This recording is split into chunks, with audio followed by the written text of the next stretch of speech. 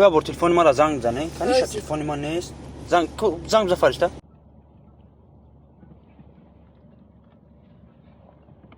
ای امانتم محمد برای چه امانتم نوشتگی؟ برای که امانتم یعنی هر وقتی که تو زنگ میزنی من نام تا ببینم و بفهم که تو برای من امانتی و هیچگاه به امانت خیانت نکنی. من میرم ولی باز تو بدون همیشه یاد تو از خواب نه که من دمیش کشمو دست باید برای چی؟